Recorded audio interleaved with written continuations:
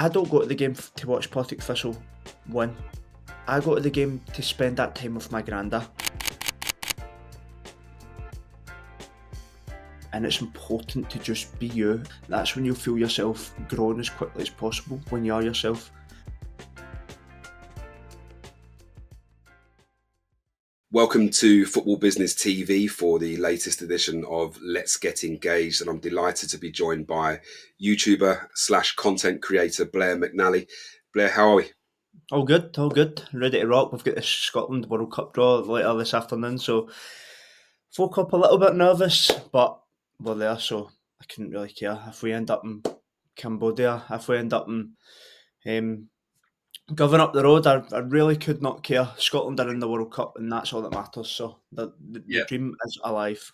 And you can't get nervous now. We're a long way away from it kicking off, so you might not. You'll struggle big time if you're struggling for nerves for the next 6 months or so.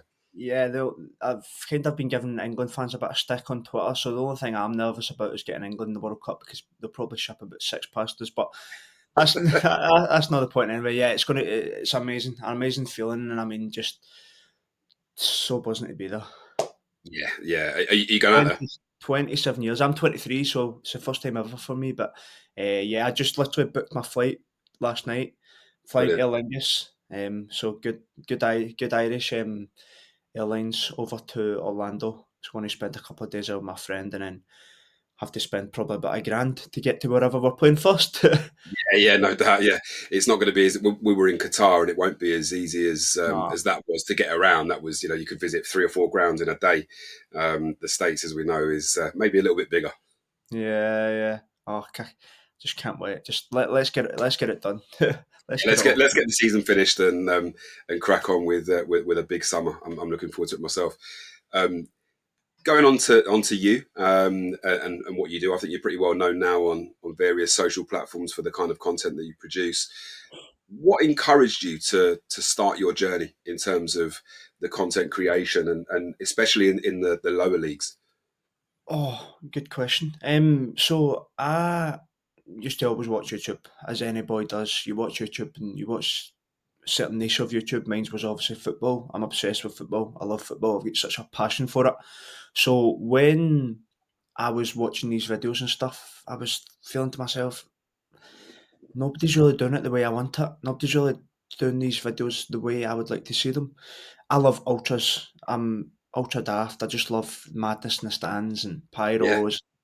Just I knew that I wasn't the only person that loved it. So I was like, why do I not just do it myself? Do you know? Because I was studying sports journalism at uni. I was actually at college at this point. I wasn't at uni, but I had to work the hard way up, of course, after Yeah. school, and decided, do you know what? I'm just going to go and do it, and it'll be a portfolio there for companies. And I only really started it. Let's see how it goes. If it goes well, fine. We'll work hard at it. If it doesn't go well, we can fall back with the journalism degree and we can get a job with a company. And 5 years later, the companies that I was thinking about I was going to be working with are actually copying me now. So it's Yeah. like, it's a crazy circle of events when you actually think about it. Like newspaper companies are actually copying the clips that I'm putting up on TikTok, and they're sending their reporters to games to do mini vlogs and copy the styles that I'm doing. And yeah, it's all been hard work, to be honest with you. But yeah, I really just wanted to give the people, thousands of people, hundreds of thousands of people across the world, content that I knew that they would love. Because if I love it and I love football, and you see how popular the ultra scene was, it wasn't very popular, but it was starting to grow a little bit, Yeah. and I've obviously helped accelerate that. But yeah, I just wanted to give people content that I wanted to see, and luckily for me, it's taken off. Yeah, the passion definitely shines through. When did you realise that your content was first having that kind of impact and really connecting you with fans? Oh, to be honest with you, like I've always been a humble person. My family and stuff have always made sure, like, you're no better than anybody else. Like, don't get too big for your boot, because it is easy. Like when you get a few followers and you get a few comments and stuff, you start to think, "Oh, I'm the bollocks, you know, like, Yeah, yeah. mm, I would probably say when people started coming up to me asking me for photos and stuff, and people started to come up to me, tell me stories about how they watch my videos, and you know, like once you get two, three, four, five, it does fill your ego a little bit. But Mm, I would never get too big for my boots. I hate nowadays. You're getting some TikTokers and stuff that are they get a few followers and they walk about and they think they're better than people and they make comments about other mm, people, and that's the wrong way of going about it. You know, I'm here to make a difference to people, bring people content, and make a difference to their Sundays. Just say, for my example, what I want to do is deliver something to people on a Sunday. If you're rough and you're bored or you've got yeah, something to do, you know, like just give something that can go, wow, like, yeah. um, but I would probably say when I started getting people come up to me, ask me for photos and tell me stories and stuff, that obviously changes your whole perspective on what you're doing, because Mm, when things like that happen, you're like, wow, these people actually like love what I'm doing. You know, that's amazing, and it's a good feeling. Don't get me wrong, it's brilliant. Um, but you just need to stay level headed. You know, don't let any of that get to you, and just keep doing what you're doing. And that's probably how you'll grow with the least amount of negativity, I would say, in the modern world. If you don't get too out of your bubble with everything mm, that's going on, you know.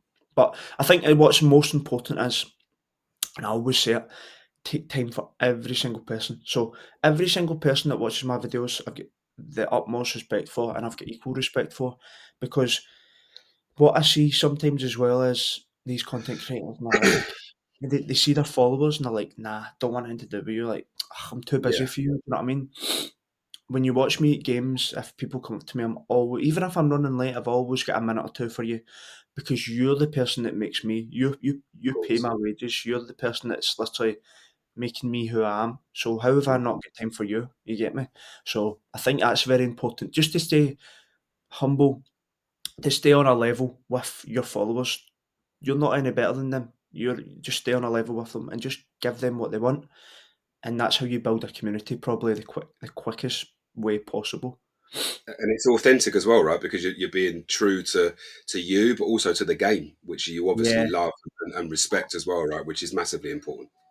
Don't get me wrong, right? Watch my first videos. I can't, but watch them. You do put on this persona and you try to be Mm. someone you're not, right? And that's only natural when you talk in front of camera. You would have Yeah. done it the first couple of times you go on a podcast or something. You're like, "Hello and welcome to," like Yeah. you're robotic, and it's very difficult not to be. But over time, you become more natural. Nowadays, I'm Mm. just me, and I think that's what people love. Where I go to games and I'm me, and I'm doing pie reviews and I'm speaking to people, and like people just love the journey of Blair McNally at times. And I will notice it when I'm not me, the videos don't really do as well. And when I am me, and I'm Okay. just talk like a Glasgow boy, do you know what I mean? Yeah. And that's what people like. At the start, because I was working in journalism, I was trying to speak nicer and I was trying to speak, more eloquently. People don't want that. No. People want the paddy the baddy, you know. Yeah. Yeah. I Like, agree. Yeah. Yeah. like people want the Glaswegian Blair.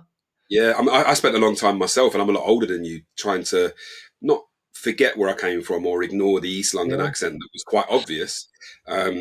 But in business, for a long time, it wasn't really accepted that you're, a council estate boy from East London or whatever that's doing pretty well for yourself. And now, I mean, obviously, I own this channel, which is great, but I can just be who I am, which is, an East London boy that just works hard and stays as humble as possible. And actually, my dad, funny enough, mentioned it recently to me and said, you can see you're more relaxed in the way that you do stuff now, which is exactly what you touched on. I first started doing this a few years ago, and very robotic, very, oh my God, is anybody Yeah. even going to listen to me? And actually, we're all football people. So it's always been a game of opinions. All we're doing now is sharing it a bit more globally than we used to. People enjoy that. Like even me coming on, I've instantly gained a connection with you. Tell me you're from East London, working class, blah blah blah. Maybe 2 years ago you wouldn't have done that, just because of Yeah, you would have been like, oh, we need to do this, we need to do that on this. I think it's just important to be yourself, and that's a great message for life as well, not just in this. agreed. Don't be somebody you're not, and social media gives us that platform to think, oh, we need to be like this, we need to be like that. We Mm, don't.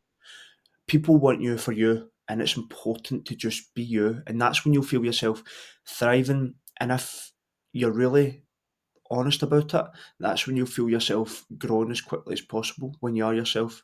Because unless you're a bit of a, I'm not going to say the word, but unless you're a bit of a somebody that people don't like, um, you'll do well, you know. Mm. As long as you've got a nice personality and you care about others, I think that's the most important thing, you know, and you're humble.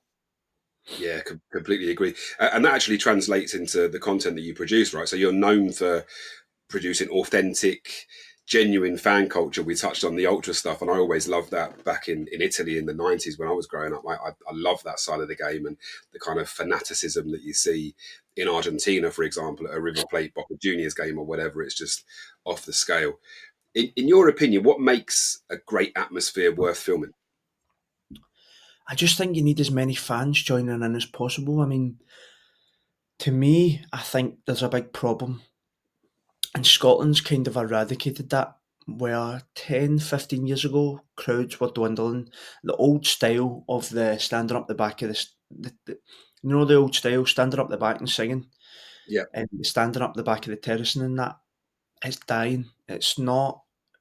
It's really dead in the water. That was kind of 80s, 90s, early 2000s, the style of singing, everybody getting involved. I mean, England yeah, still got a bit of a stronghold to it, but it seems to be the same songs. Or, who are ya? Who are ya? Like, just see the generic songs. And to me, it's dying in UK football because that's a UK style. So, what was very important for Scotland was, and I actually done my uni degree dissertation on this. I met the guy from Aberdeen. So, as you've just mentioned, um, Italy in the 1990s, a guy who was an Aberdeen fan went over to Sampdoria. He met with Sampdoria fans and he met with the ultras, and he done a lot of research and figured out how he could bring it back to Scotland. And the Red Ultras was created in 1999, I want to believe, wow, and that is how the ultra scenes came to Scotland because wow, okay, he brought it back over from Sampdoria.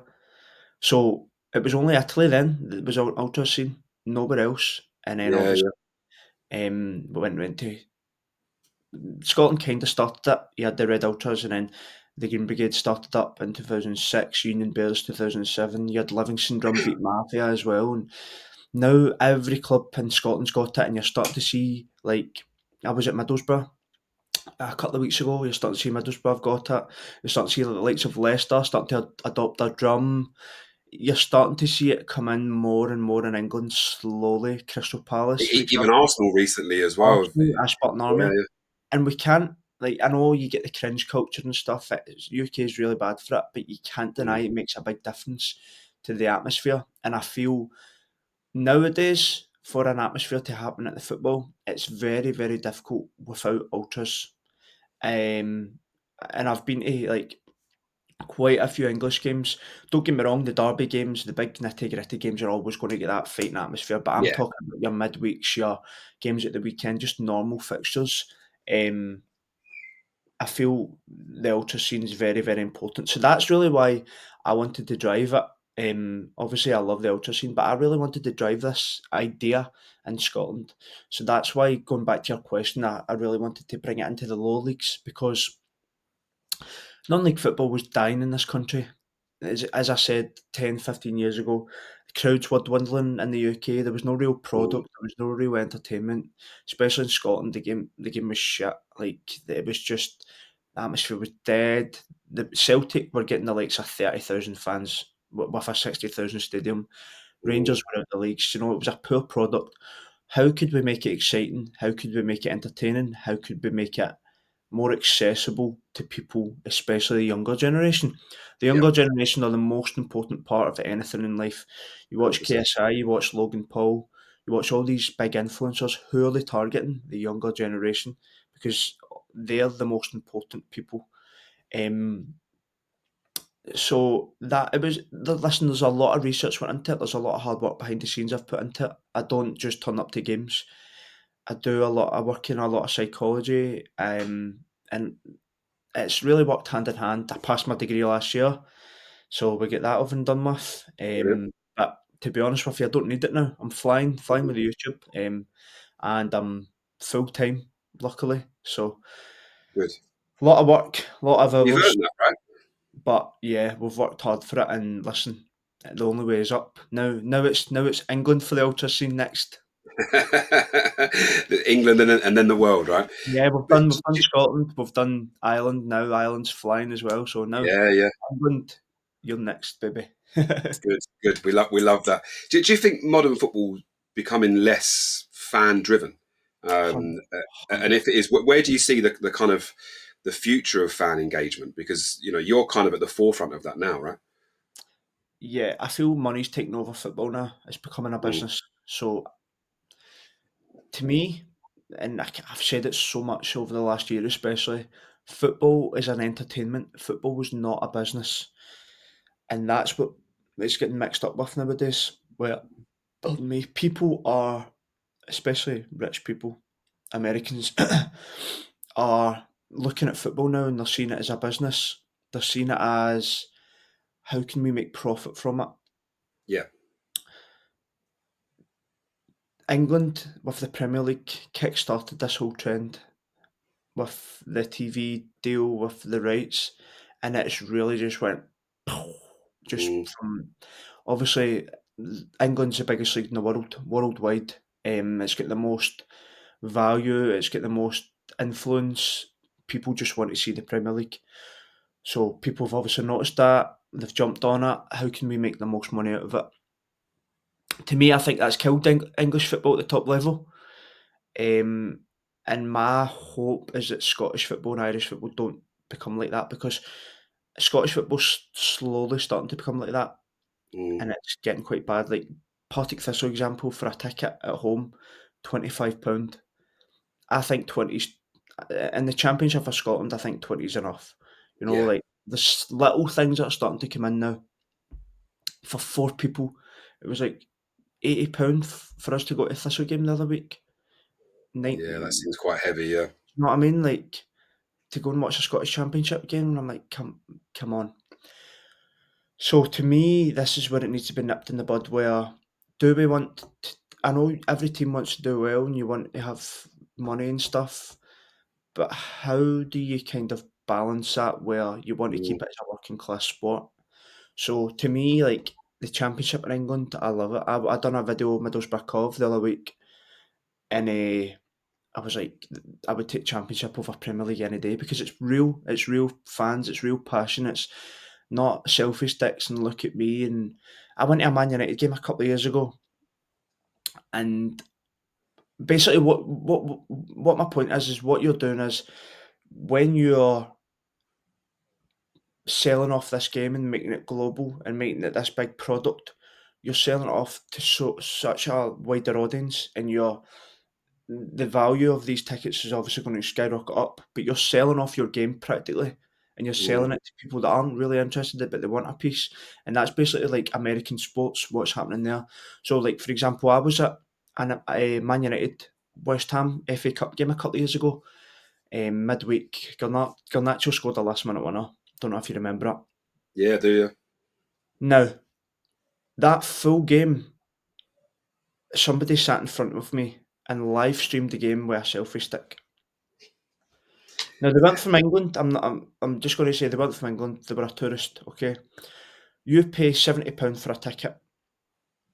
Why are you going to the game to live stream the game on Facebook? Mm, And I think you had like 60 viewers or something. That to me is that's not football. Like no, I agree. you should not be going to the game to do that. You should even if I'm going there for the video, I'm going there to try and help the atmosphere, to try and improve the atmosphere. I'm always getting people involved, getting people hyped up and stuff. That's a different type of product that you're working with, but money talks at the end of the day. Yeah. And I feel that money's starting to talk with football, as we're seeing with America with the dynamic pricing and stuff, compared to Qatar. We thought Qatar was bad. Qatar was an absolute heaven compared to America. Do you know? And I feel football's slowly dying if we don't do something with it. To me, that's why I'm pushing this whole narrative of cheap football. keep tickets down, working class. Like you go to Ireland, Ireland's everything you want about football. Yeah, I Tickets are agree. cheap. Tickets are cheap. You can get drink at the games. You can get proper burger wagon food. Do you know? Yeah. Like, and it's good food. Like it's proper hearty burger wagon. It's not greasy. It's not rubbish. It's Mhm. good, like hearty burger wagon food, and it's a good atmosphere. You know, it's like the fans care about it. That's everything football should be. When you go to non-league, that's what you find, and it's 10 times. I feel it's tenfold to anything you would get in the top leagues. So that's really why I try and push non-league, and I'm trying to use the youth to try and push it as well because I'm trying to make a product of it. I'm trying to Yeah. make it entertaining, um, and hopefully we are getting there. Hopefully we can get there UK wide. Well, there's definitely a bit of a movement coming along with you. Yeah. Talk us through a typical match day for you. How do you go about choosing the fixture? How do you prepare? And most importantly, you touched on just then that you're not just there with a selfie stick, just filming, 90 minutes and grabbing a couple of minutes I out don't of it. have a How do you? selfie stick. Don't get me mixed No, up. I've just got a how do you tripod. go about I've got choosing what? a wee tripod to be fair, but Yeah, yeah. mixing How do you it. go about deciding what to film? So about a month before at the start of every month, I go onto a page called Scottish Football Fixtures, and I'll just look through the month and see what's exciting, what will work, what won't, what angle I can hit. So every video needs to have an angle. Every Yep. video needs to have a bit of excitement. Have they got an ultras group? Have they get this? Have they get that? And I kind of just scout through it and see what will work. But I was speaking to somebody about this last week actually, um, and because people like fans and stuff will ask you questions and that when you're at games. I was saying that it doesn't always work out that way. So, say something happens the week before and it changes the whole perspective of a game. I can be 2 3 days before getting in contact with a club or messaging somebody for a ticket for a game just because football, anything can happen at any time. So Yeah. things change. So you really need to go with the wave and go with the flow and keep up with the excitement because people want to see the live reaction there and then. Difficulty is with that, content creation's changed from when I started 3 years ago. So before it used to just be YouTube. Now Yeah. it's YouTube, Instagram Reels, Facebook, TikTok, um, probably Snapchat soon as well. Everybody wants Mm. to see things there and now. So what it used to be is I used to just go home, edit my video, put it up. That was it. Now it's clips. It's 10 times the work that I was doing at the start. Um, It's a full production now. yeah, yeah, yeah. It's definitely a job now, shall we say. Yeah, for sure. Is there a moment or a video that's taken you by surprise that's blown up?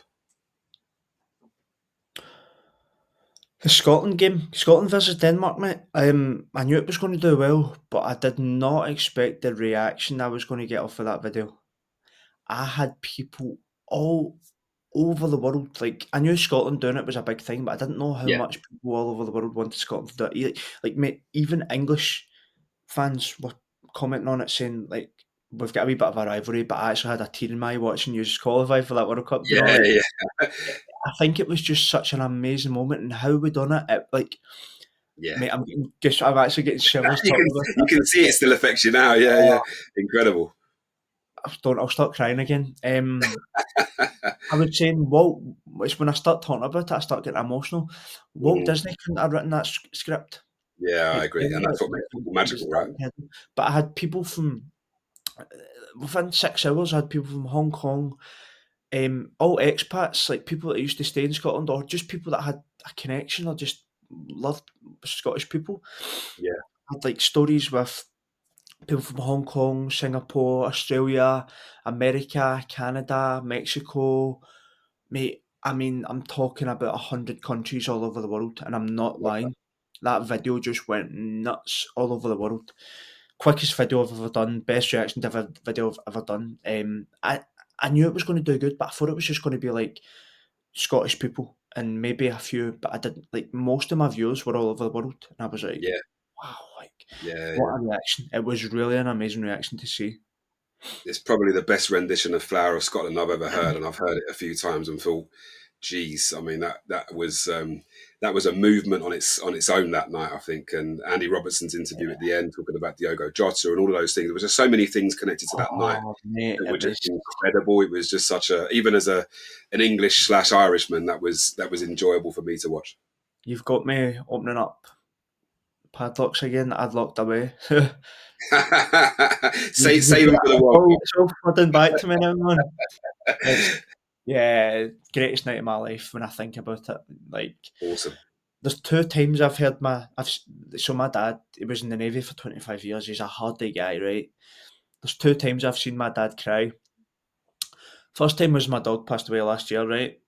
Second time was when Scotland qualified. Because I turned, like, I swear, mate, I swear, in the Brilliant. stadium, right, I turned down to my dad and his eyes were bright red and he was bubbling like a little boy. And I was like, Love what that. the fuck? I was like, what is, because I was tearing up. I think everybody, it was like the Yeah, stadium was rocking, and I'm standing there with my camera and I'm just looking about me. And that's when you start to tear up. You're like, this is how much it means. yeah, And I turned on to him and he was doing the same. And I was like, that's amazing, man. Like, football's just an amazing thing, isn't it? yeah. Like, doesn't matter who you support. That's what I always say when I go to games. Football's not about the result. Football's about that experience that you get. Like, for me, Moments. Partick Thistle are shit. Right? We're shit. We get beat every couple of weeks. We're so bad. Mate, I don't go to the game to watch Partick Thistle win. I go to the game to spend that time with my granda. Yeah, To see that same guy selling that 50-50 draw on the hill. To see the same ladies selling the programmes, say hello to them. To see that same guy at the ticket office, to sit next to the same guys and hear the same guy giving the ref abuse for 90 minutes, you know. yeah.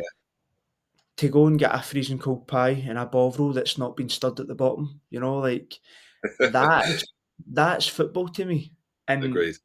I love going in, like, that's non-league and that's proper football when you know the same people you're sitting next to are the same people and it's like a family. Or I go Mm, to a game sometimes and fans will ask me, do you want to come to the pub with us after?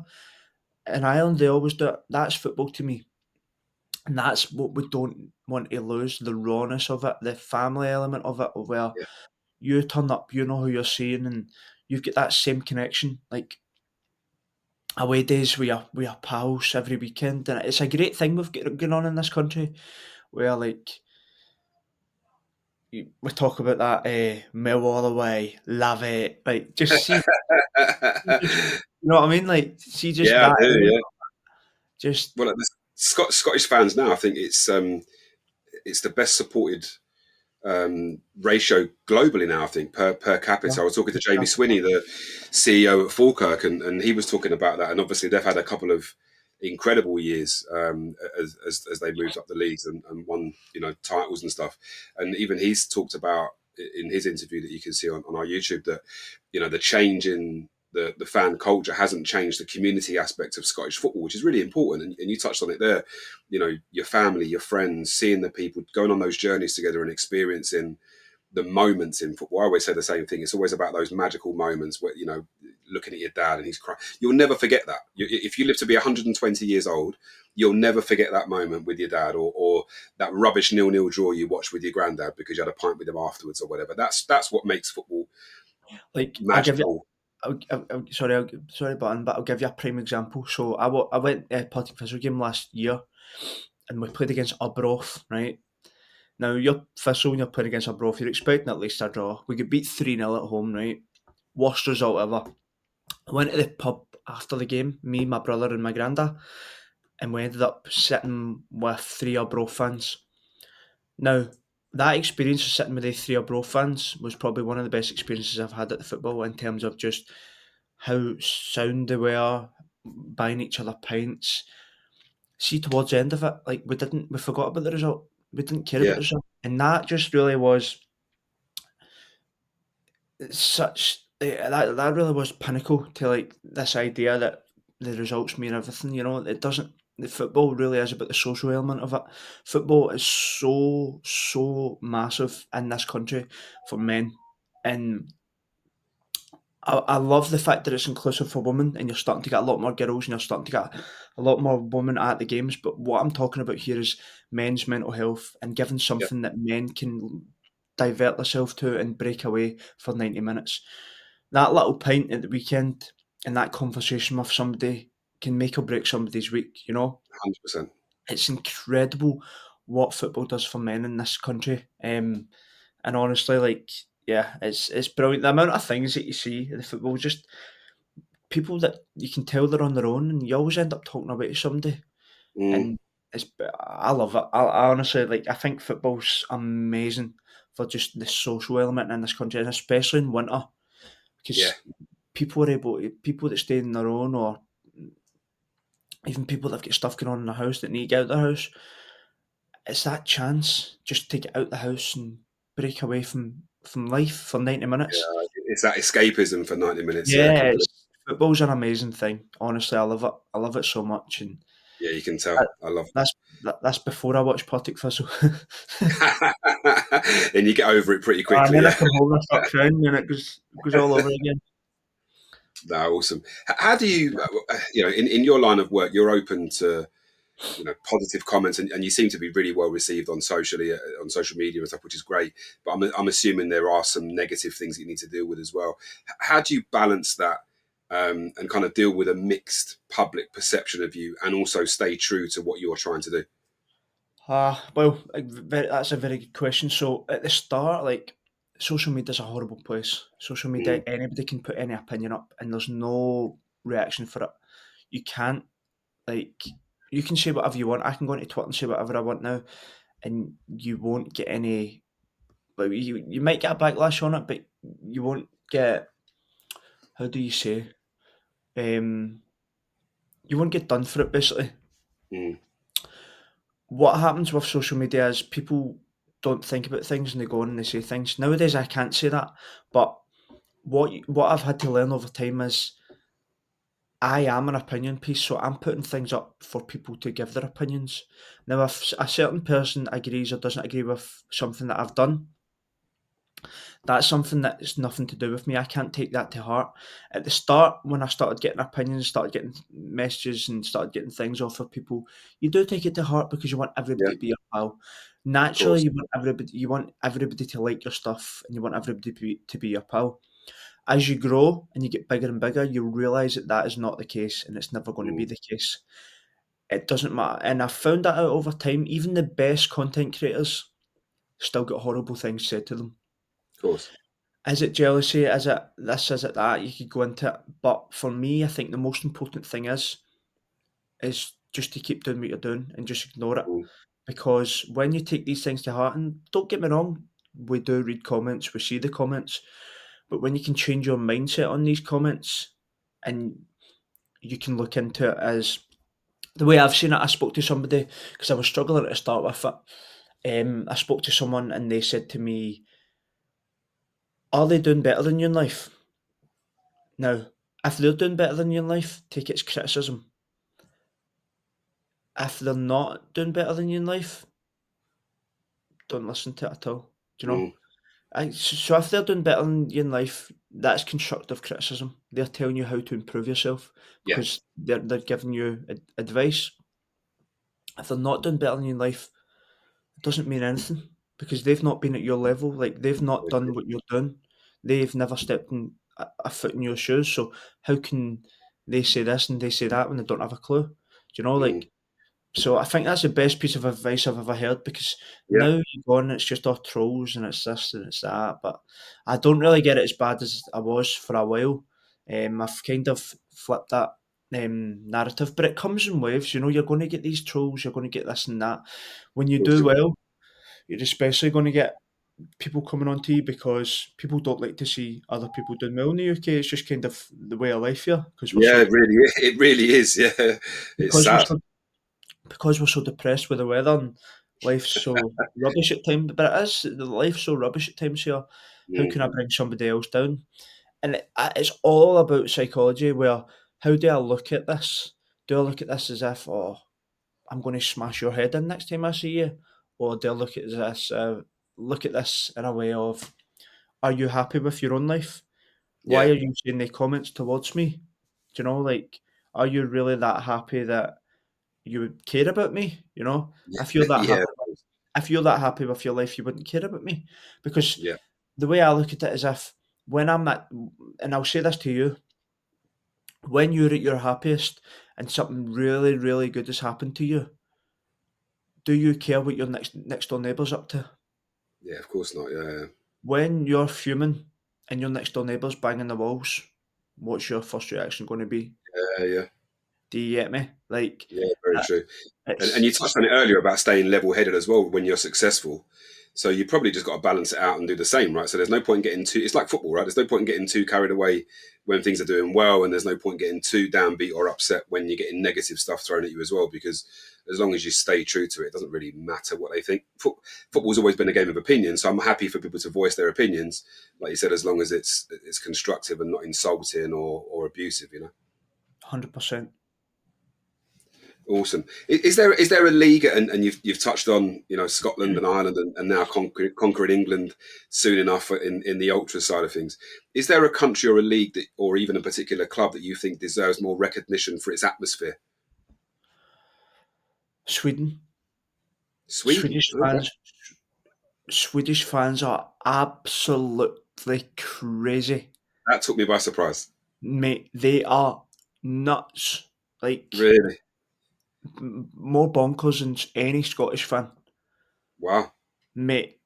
Mental. Like, oh wow. Like I went to Sweden, right? In Sweden, Swedish people, you can probably imagine, laid back, chilled, Scandinavian, good looking. Obviously, like they're just Yeah.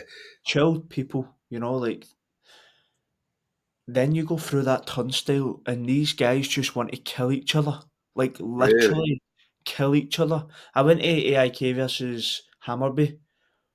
Oh my god, mate! Like they just go pyro crazy, want to fight with police, and like I'm talking about not even the ultras, like all around the stadium. They're mental. Like wow, oh I love it. In Swedish, a Viking kicks in at the football. they're quality, but like, see, as soon as you leave the stadium, they'll all be congregating, talking about each other. It's mad, like it's crazy because it's different to Scotland where you couldn't congregate on match day. But Yeah. see when they turn it, and it's weird. As soon as you go through that turnstile, it flips, and it just becomes they just become cuckoo. No, they do. It's crazy, and then like they leave the stadium, and they're all walking to the train station with each other, and I'm like, what the hell? You were shouting death threats at each other 20 minutes ago. But it's brilliant. I love it. Like it's you can get a beer at the game, and it's like proper. I love Swedish football. Really should get yourself if you've never been. No, I've definitely got to try. I've never been. Um, I need to try that. oh, it's quality. But yeah, like I'll give you an example. So your garden played Hammarby last year, and Hammarby were beating them 2-1 in the 87th minute. So the Jurgarden Ultras decided to just light every single pyro they had and throw it all on the pitch and get the game suspended, Oh wow. just so they didn't lose to them. Yeah, yeah, yeah. What? On Like that day. just so they didn't know it's a tradition. So the Ultras see if they get beat to the see if they get beat to their rivals, they'll just decide to light all the pyros that they've got and throw it on the pitch to get the game suspended. And then See, usually what they'll do is they'll play the game a couple of days after with no fans in it. But yeah, yeah. they're nuts. They're brilliant to be fair, but they're mental, man. I need to experience that. That answer surprised me. I've got to be honest. Mate, I honestly, like when I went, something I else. was expecting like I'd seen good things, but I was expecting it to be like just normal European ultras go to the game. But I thought it was going to be quite laid back. No, no.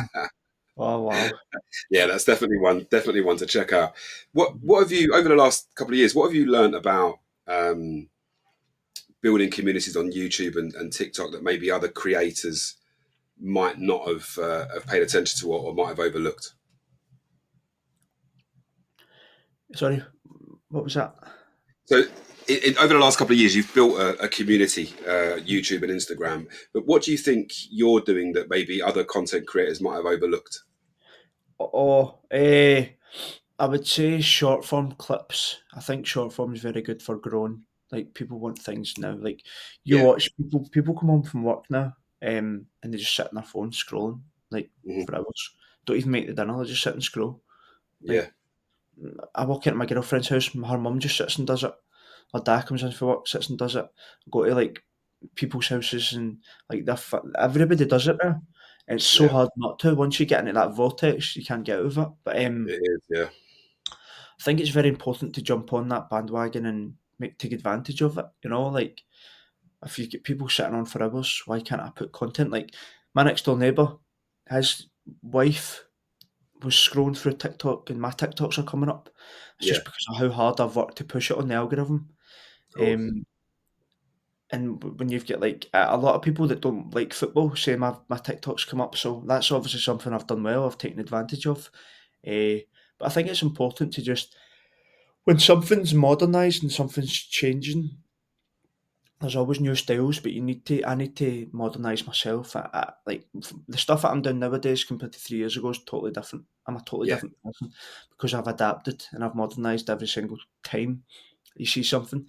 But I think it's important to just keep up with modern times, and that's the quickest way you grow. To be honest with you, because people Yeah. want to see the most modern style of content, don't they? They don't want to They see do. Yeah. photo content, They do, and it you just know. shows how fast moving it is as well. I mean, obviously, I'm a lot older than you, but when I was younger, it was you were told that you had 30 seconds to make an impression. Then it was 10 seconds. Then it was 5 seconds. Then 3 seconds. I've got a 17-year-old daughter, and she falls into the category, even though she's academic and she's studying criminology. She falls into the category if you've got 1.7 seconds to make an impression on I her. was just about to say that to you. It's not 3 seconds anymore. It's No, 1.7 seconds now. which is just because I see her scroll, and then if something catches her attention, she goes back. So she doesn't scroll and watch. She scrolls. Oh, that caught my attention. Go back, and it's very, very different. So you're certainly on the right track. Um, Conscious that it's Friday, you've probably got some prep to do for the weekend as well. I'll leave it on something a bit light-hearted. If you could collaborate with any club, ultra fan group, or look at a special atmosphere project, who would it be and why? Oh, a very good question. Eh, I'd like to work with Ajax. I think I Okay. don't know. Like I've always loved Ajax, so Ajax really have been the pioneers for the ultra scene in Do in you know, it's Europe. funny when you were, sorry to interrupt, when you were going to talk earlier on about about ticket prices. I've done loads of work with Ajax over the last few years, hosted events at the stadium. I've even scored two penalties at the Cruyff Arena, unbelievably. So I know the guys there really well. And when you talked about fan ticket prices earlier, their Yeah, ticket prices went up by €10. I think it's €300 for a season ticket.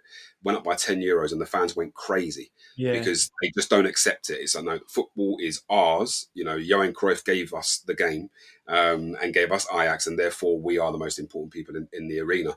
So if there's stuff you want to do with Ajax, we can absolutely facilitate that for you for sure. We know the guys there really well. yeah. I because like I've done a video with Ajax before, and it was but Ajax came to Rangers and they done a big cocktail in March to the stadium, Yeah, and they stood underneath a bridge in Glasgow, and this is the bridge that buses go under, and like thousands of them just stood underneath this bridge, and they're going and took the banners out. Next thing you know, the capo comes out of nowhere, drums come out of nowhere. I thought they were just marching to the game, walking. Capo comes out of nowhere, drums come out of nowhere, and then the next thing you just hear is everyone going ah, and then the drum starts going, and the place, see, because it was underneath a bridge, the place just went pow, like yeah, erupted. yeah. Next thing you know, choo, choo, choo, pyros everywhere, mate. It was mental, like it was incredible. But to be honest with you, like, so I'll let you in a wee secret. So I used to be obsessed with Ajax, like ultras, like just obsessed because they were the guys. They were probably the pioneers for the ultra scene in Europe in Yeah, I terms agree. in terms of making it social, like the social media style, in terms of making it like exciting, you know, because they used to do this thing, and they would go underneath the bridge of the stadium Yeah, before I've the seen the game. videos. Yeah, Oh my god, mate! Like I've watched that at least 1,000 times. yeah. It's incredible, that video. I'll tell you how obsessed I was, like, with that type of stuff. I actually downloaded, um, I actually downloaded, like, see that YouTube video? I downloaded it onto my earphones so I could listen to it, Did you like, really? 'cause I was walking I used to walk my dog, just listen to it, 'cause it's Love so that. I'm gonna go away and watch it again, man, it's so Yeah, good, yeah, like, yeah. it's just quiet, and then you just hear the boom, boom, boom, Yeah, it boom. goes crazy. Oh, Yeah, I yeah, I know the one you mean. exhausted that, and the place just erupts, but, like, to me, that's football. It's working Agreed. class fans, it's people who respect their club. It's people who do. You seen what they done the other day with the big pyro show, ended up getting the game suspended and stuff like that. They're crazy fans, but they're amazing because they care so much. And as you said, like 10 euros, if that happened in England or if that happened in America, I feel it wouldn't have been like Oh, spoke nobody about. say a word. Yeah, yeah. Whereas because it's still got that element of our game. This is not your game. This is our game. In Germany, the prime example of it's Yeah. Germany with this whole data protection thing, where the government are trying to bring in the digital ID, and because it's the 50+1 rule, Germany, the clubs are owned by the fans, so they're Mhm. saying no, this is not happening. I think it's just very important to keep that within football because once we start getting clubs like Ajax and we start getting clubs like Marseille and stuff getting taken over by these billionaires and turned into businesses, the game's going to die. Mm, We want these big mental videos underneath the bridge with these fans that just love the club so much. Like that's football. That's the togetherness. Like that's not football is not turning up with a selfie stick and live streaming for 60 people in your hometown. agreed. Do you know what I mean? Like I can't say anything because I'm a content creator, but like to me, I'm there to try and help improve it and to try and Mm, advertise it in a way. Like I'm not there to just get clicks and views. There's so many yeah, games I've been to, there's things that have happened. I could have got clicks and views, and things have happened where I could have recorded that, but I'm not going to get that person into trouble. Do you know? So I think mm. it's just kind of important to just stick to your values and keep it on the road, keep it rolling.